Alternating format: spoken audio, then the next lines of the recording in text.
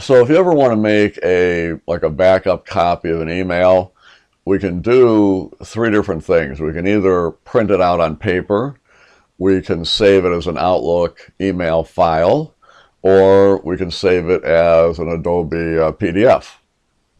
So how do we do that? We'll try all three. So first one we'll do is we'll go ahead and we'll just do a regular print. Now to print this, just on paper, all we have to do is we'll open up the email that we want to work with. There it is, sorry.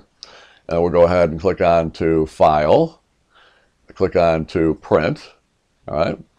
We pick a printer, all right.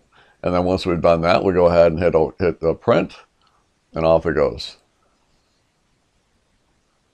All right, that's the first way. Now, the next one would be, let's say if we wanted to save it as a Outlook email file. So what we'll do here is we'll click on to File. We'll click on to Save As. All right.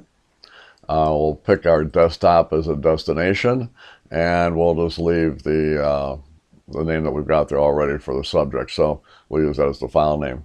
So we just do that. We hit Save, and there it goes.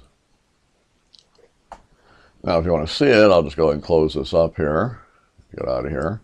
There it is. All right. And then later on, even if you're not even in the Outlook program, you can actually just kind of point to the file wherever it's at, double click it, and then it opens up.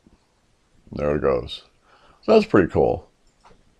Now, the third way, we just save it as a Adobe PDF file. So we'll go ahead and just open it up again here, and we'll just click on the file. And you'll see on here it says Save as Adobe PDF.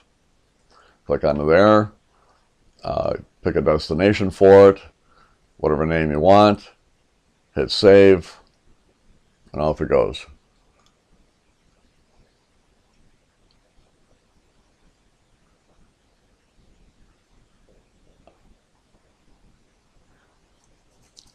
It usually isn't that slow, but it's taking its time today. And there it goes. All right. Now, that was given the fact that we have the Adobe program. All right.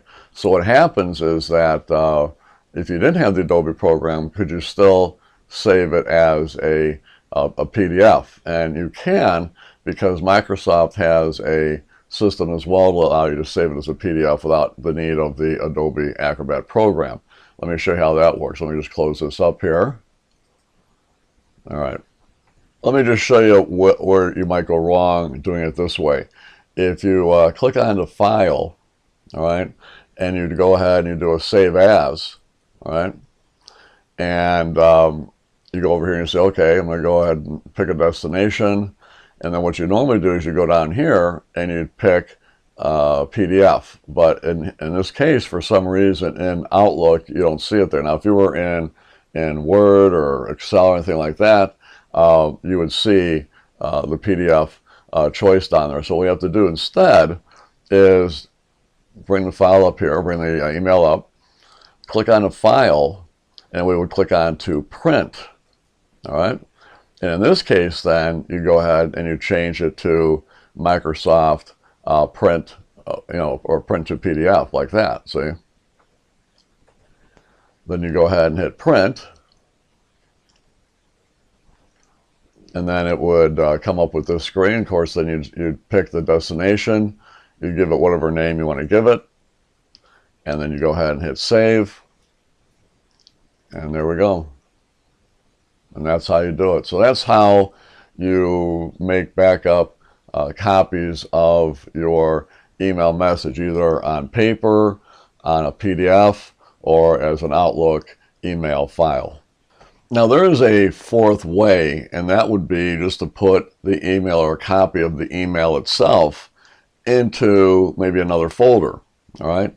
And you can do that simply by pointing to the email message and then holding down the right mouse button, okay?